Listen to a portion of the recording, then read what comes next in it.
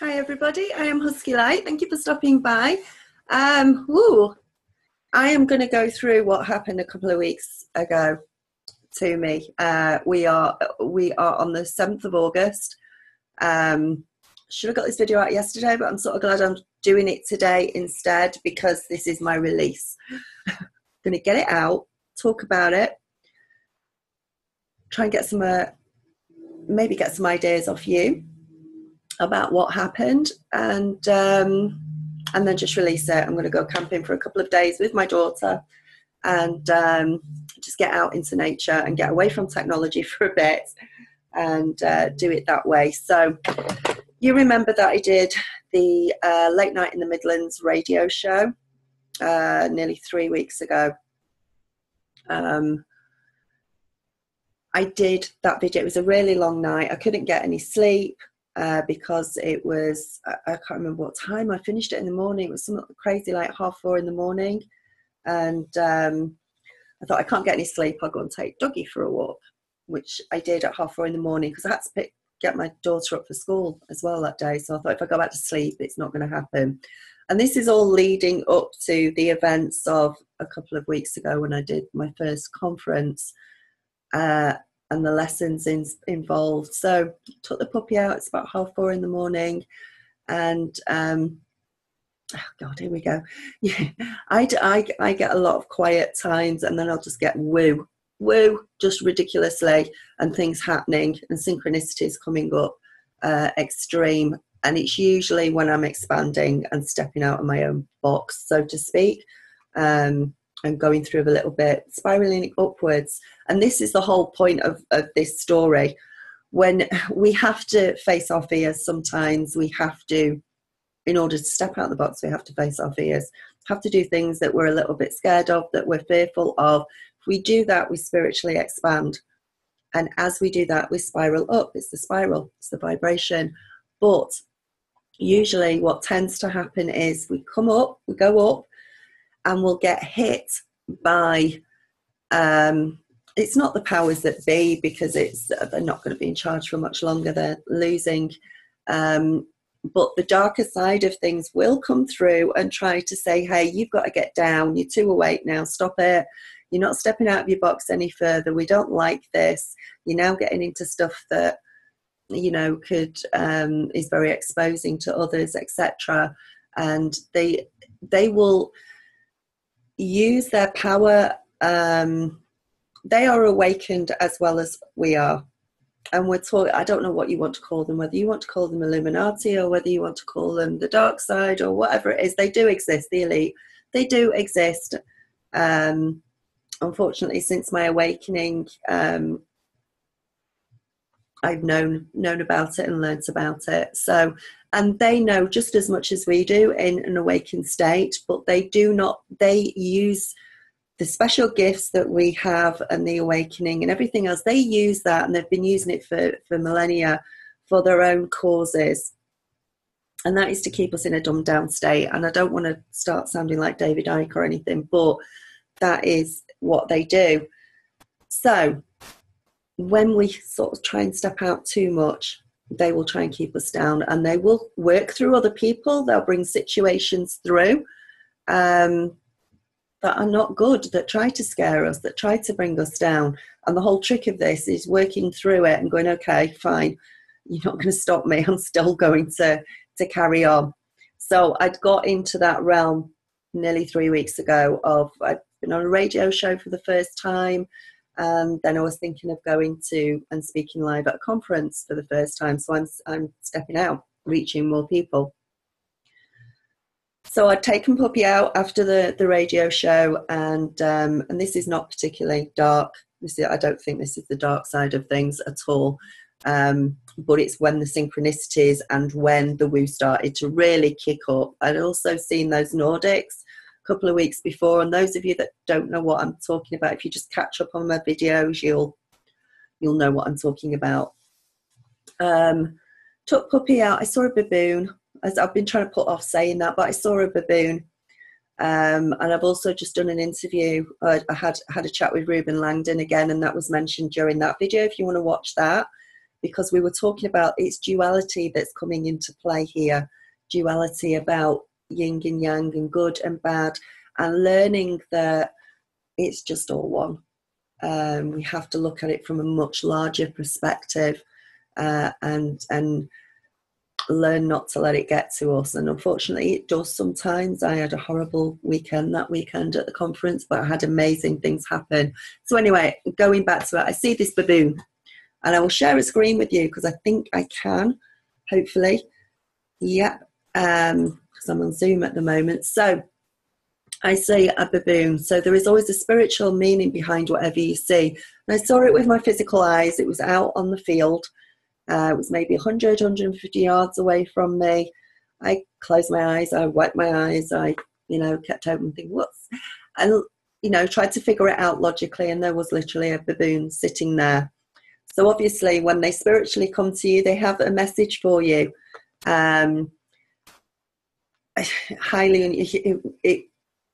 Whether it was something shape-shifting, whether I'd done some sort of time slip, I'm not sure.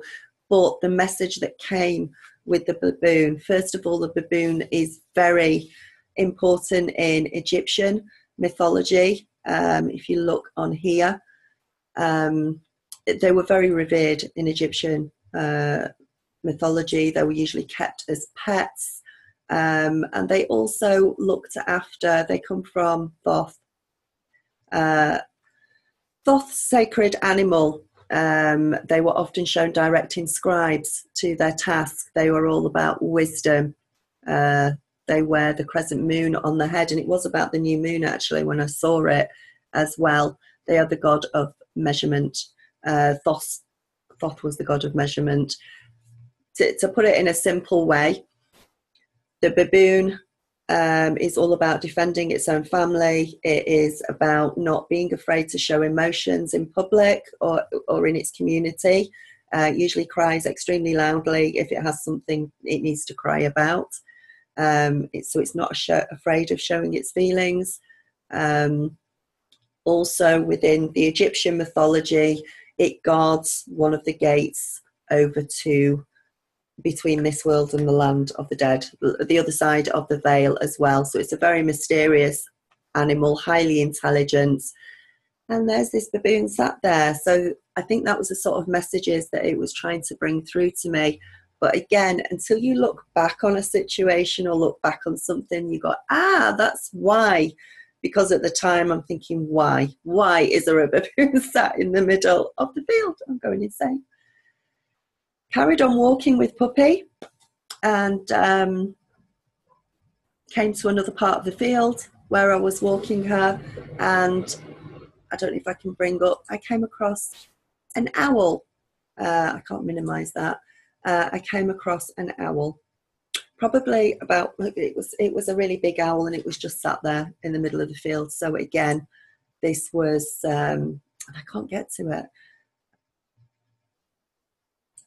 Highly unusual, highly not normal at all. Knew that there were other things going on here. So if we look at the owl symbolism, and I'll try and share the screen again for you. So it's the first time I've done this with this, isn't it? So there we go. I can do it that way. So the owl shows up for me. This is about taking the time to face the shadows. And that was what I was doing. I was sort of really stepping into my fear and my doubts about doing radio shows and things like that. This is wisdom as well. Looking at things from different points of view. This is very much a power animal. Egyptians, again, Egyptians come into this. They held owls as being sacred, and they have a strong connection with the element of air, and I'm a Libra. So again, it came to me, and it was just amazing messages that were coming through. And I take this as support and help from my guides and angels, and from ET friends and that who are there to guide me. So I saw all of this, which was crazy enough. came to the end of that week, and I decided that I wanted to try and balance out things a little bit and go and do this conference. Now, the conference that I went to was an amazing conference. There was amazing speakers there, amazing people, absolutely amazing people there. It was quite a dark conference, though. If anyone's ever heard of Max Spears, then Max Spears' mum was there, giving us updates on where she's got up to with the death of Max Spears. And there was other people, and they were talking about the paedophilia rings within the elite and things. And it was a very dark one. So I've already got into the energies of stepping into a different sort of realm with this conference. And again, the other side of things didn't really want me to go. But saying that, at the same time, it was like angels and demons working with, not with each other, but I had the dark side trying to pull me down, and at the same time I had my guides and angels helping me.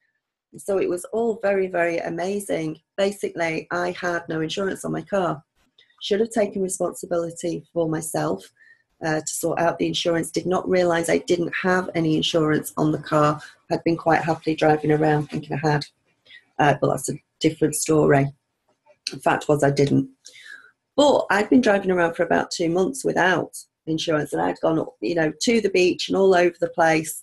Not a whisper, not a knowing of anything.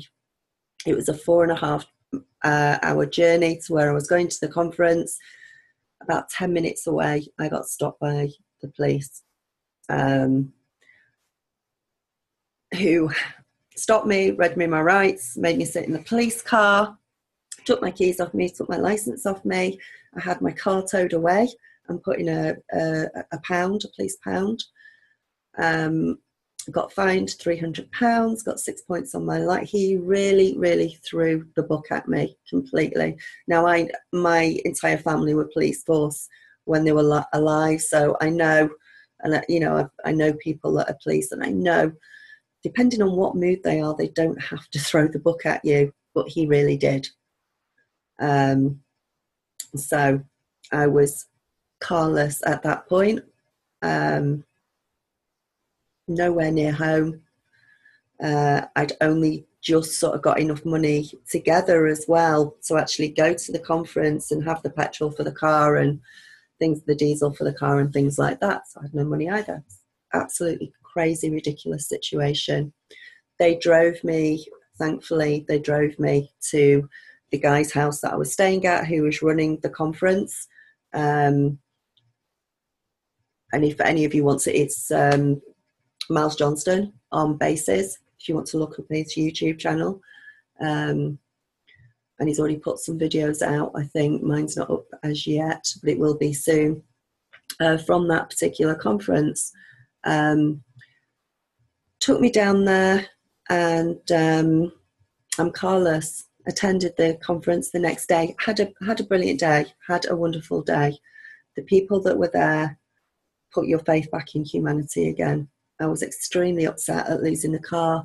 I'd pretty much given up on even getting the car back. I just thought it was going to be crushed into a ball, because I couldn't actually afford the £150 to take the car out, let alone everything else that I had to pay on top of that to rescue the car. The people at the conference were just amazing, amazing, amazing people. I walked out of the room because I was upset. I came back in, they'd had this big whip round, and got the money together so that I could get the car out of the pound. So I'm so forever, forever grateful to them for doing that. Came to the next day, I couldn't actually get my car out until the Monday. And I'll go back to the car thing in a minute. Synchronicities started happening wildly while I was at the conference, and later on, when we all went, a few of us went back to Miles's house for a bit of a party and get together, and it was amazing. Met amazing people, and I don't know where to go with this because it's also unbelievable. But everybody at the new conference knew about the insurance and what had happened, and you know, there was one guy that was there who got my details after the conference and said, can I get your details? Because I work for Linda Moulton Howe. He's one of the biggest UFO researchers in America. And he said, she'll probably want to speak to you. I was like, ooh, okay, cool.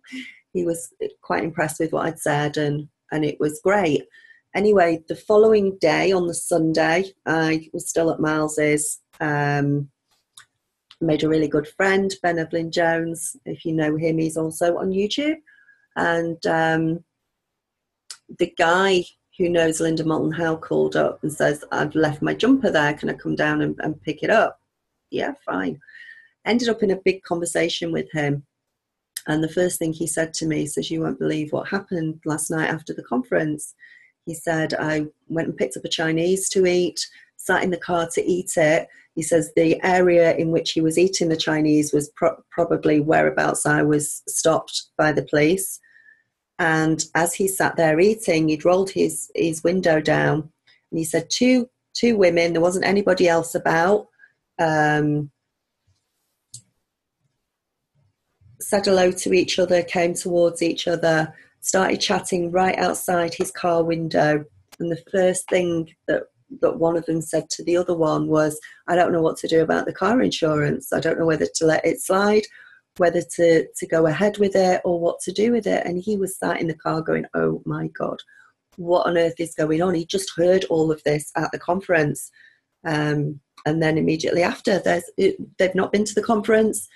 It's nothing to do with the conference. He's never seen these women before. But there is this huge synchronicity that is going on. So it's unbelievable. So he's telling me about this on the Sunday. Then we start getting further into conversation, and he tells me that he was married to a woman in Central America years and years and years ago in his early 20s, and it didn't last, etc. And I said, well, that's really strange. I said, because I was, you know, my son's dad is from Honduras. I said, I got married years and years and years ago to somebody in Central America as well. Two people in the same room that were once married to people in Central America is extremely rare, extremely, especially in England. It's such a small place. So there was that. And then a little bit later, I said, what star sign are you? He said, oh, I'm a Libra. I said, oh, I'm a Libra. What date were you born? He said, I was born on the 12th. I said, I was born on the 15th. And then Ben, new friend Ben Evelyn Jones, who was sat there as well, he says, well, I'm a Libra too, and I was born on the 13th. So there was just this unbelievable thing going on. It was crazy. So on the Monday, I had to go and sort out the car.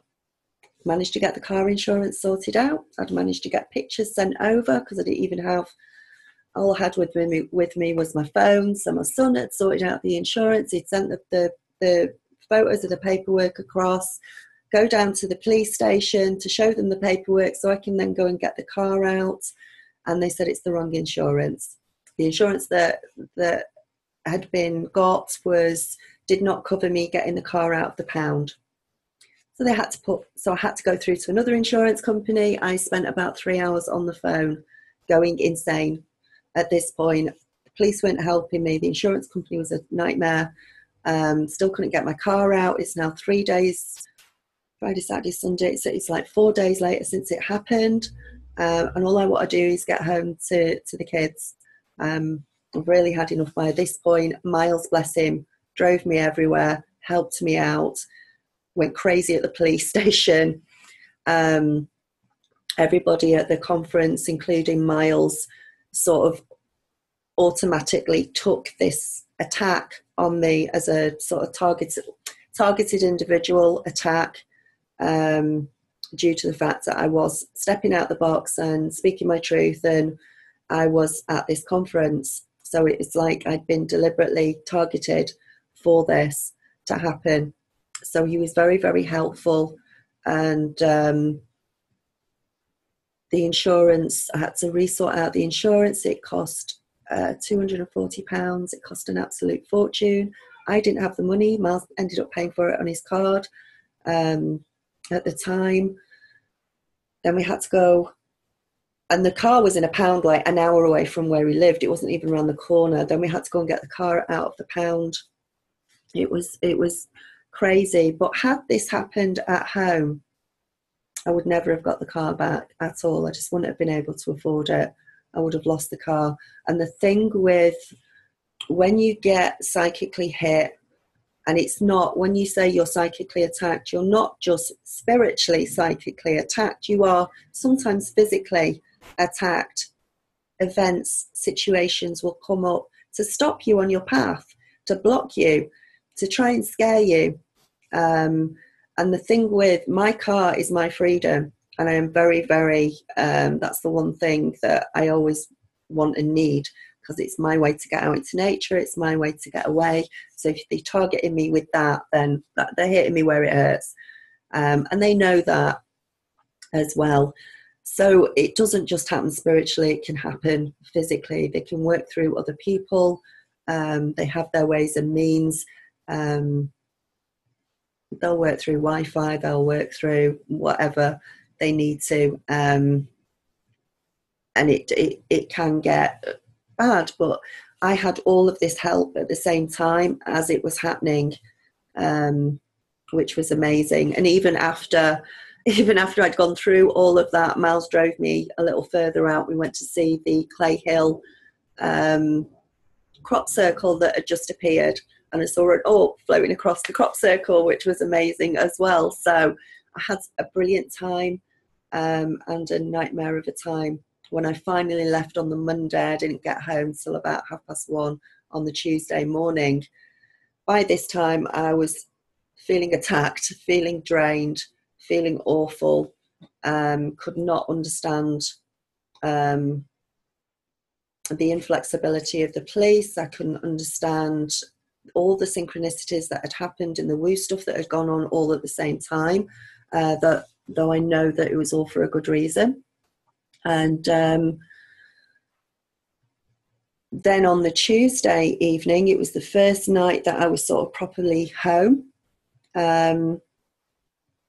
It was almost like a Men in Black visit type thing, except that he wasn't wearing a dark suit, but it was very much, I just happened to look out the window, which was my intuition telling me to look out of the window.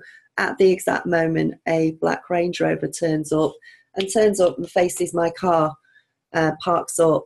I saw the guy get out of the car. I saw him move to the front of my car, to the back of my car, sorry, because we were headlight to headlight, the way he'd parked. And I didn't know what to think. I just grabbed my keys, ran downstairs, jumped into my car, put the headlights on, started the engine. He had jumped back into his car again, and he did a 3-point turn in front of me. Instead of driving off past me, he did this 3-point turn in front of me. He was not bothered at all about the fact that I'd seen him. Didn't bother to tell me what he was doing or anything. Does a 3-point turn and goes off down the road. At the end of my road, you can either turn right towards the main road, or you can turn left back onto the estate where I live. He turned left back onto the estate, which was to totally try and throw me off. So I thought, well, I'm not having that, because I'd reached boiling point by that time. I thought, I'm not going to be harassed or intimidated by anybody.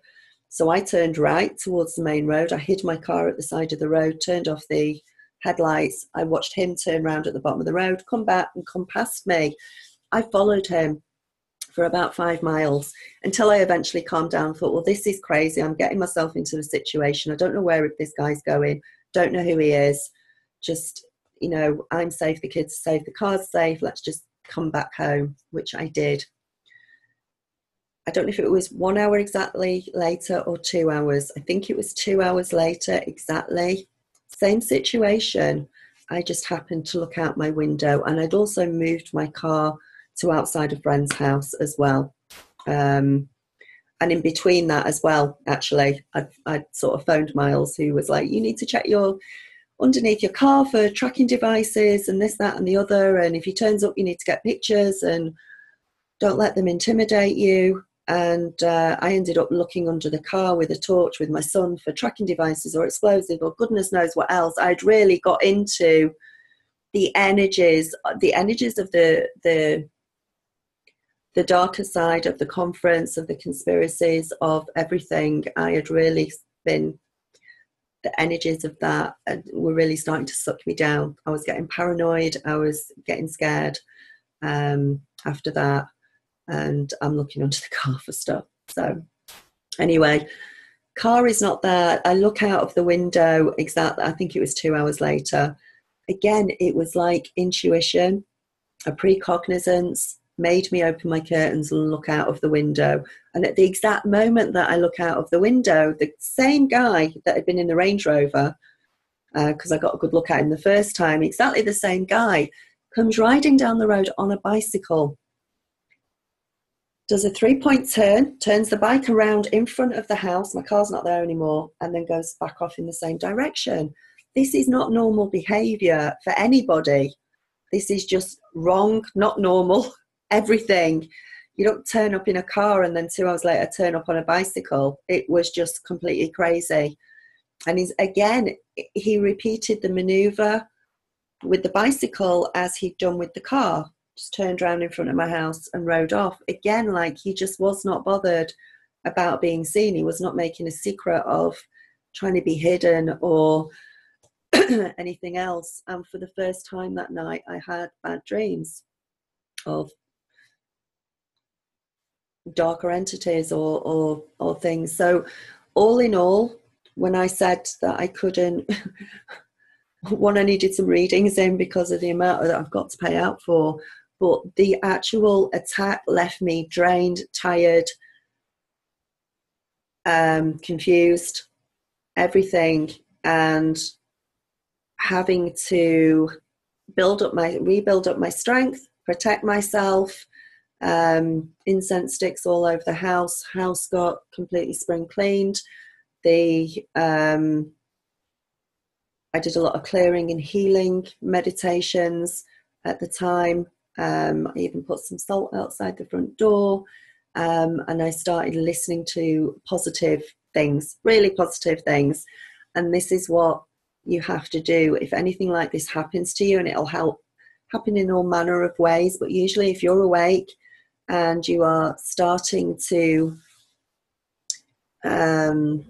step outside of your box and expand and move forward, and things like this start to happen, unfortunately. Not for everybody, but for me it seems that way. You move so far up, they'll drop you down a bit, and then you'll just move up even higher. That's it. They just try to put blocks and tests and universal tests on you as you go. But I know all at the same time as this was going on, I had so much help and I had so much support from my angels, and in the physical as well. I had so much support from the people that were at the conference. They were amazing. I've made a couple, 2 or 3 really good friends from that conference. But I've decided that the next conference that I do will probably be like Awake and Aware Expo, or maybe Contact in the Desert, or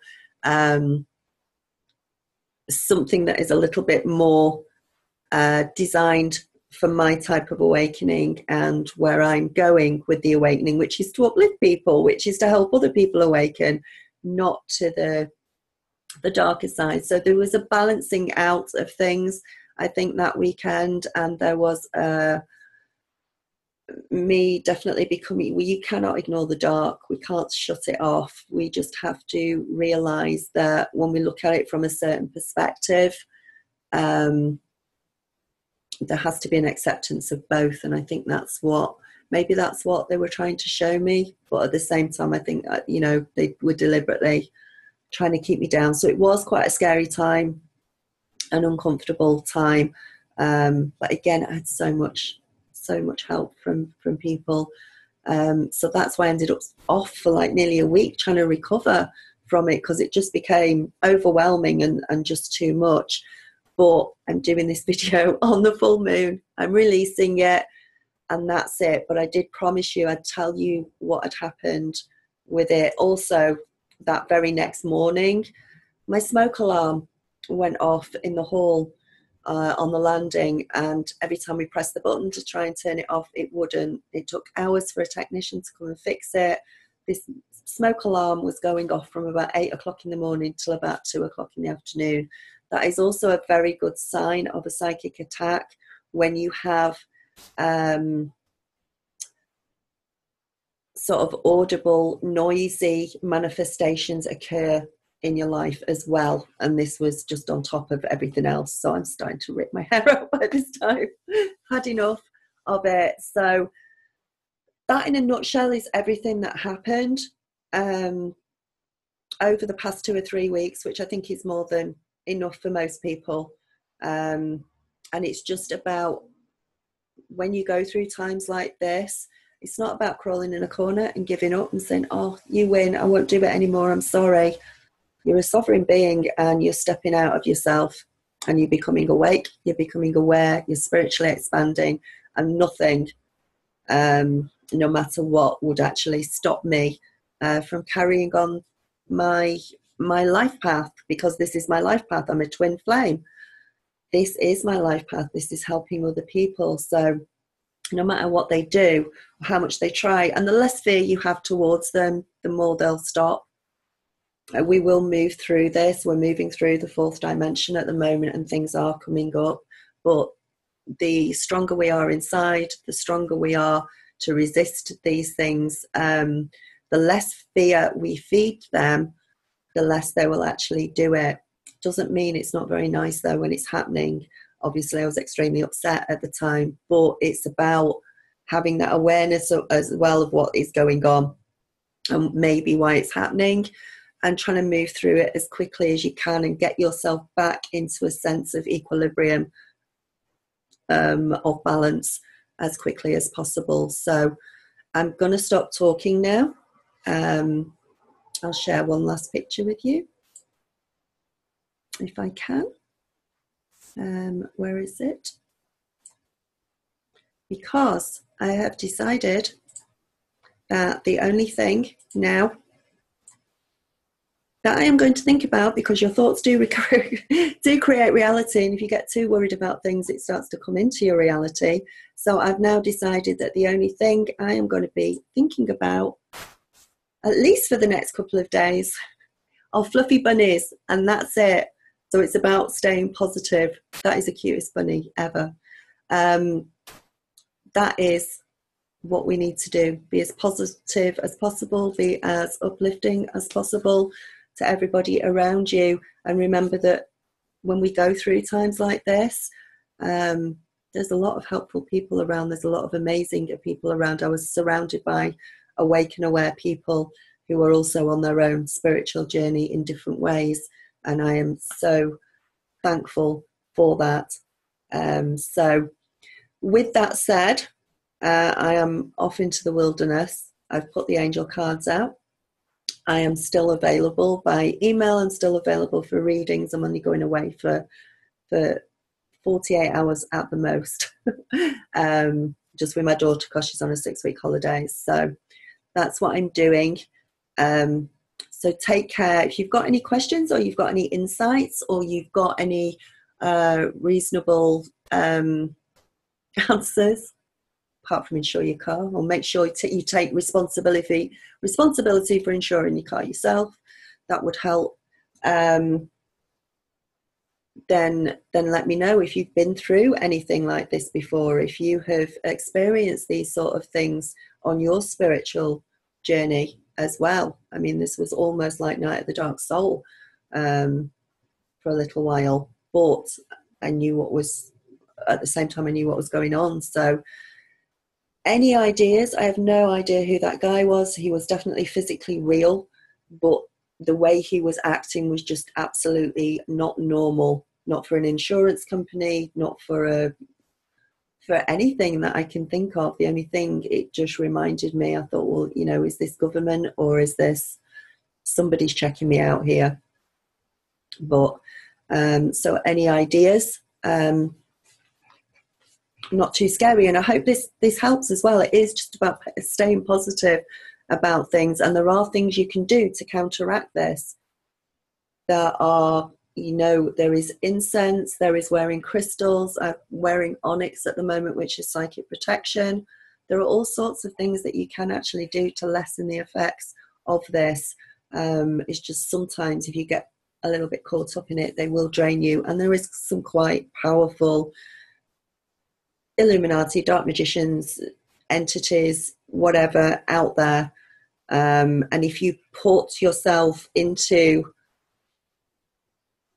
positions, or you are putting yourself into an environment, or you are thinking too much about the darker side of things, then it will reveal itself and it will come out. So it is very much about just keeping that balance in between. Not being, you can't be ecstatically light all the time, but at the same time, don't stay in the darkness too long either, and learn about the meaning of duality within this. And one cannot exist without the other, but we don't have to pay it too much attention, because if you do, it comes up into your life. So namaste. I hope this helps somehow. I'm just getting it out and I'm releasing it. I'm dumping it all. And I will speak to you soon. All right, bye.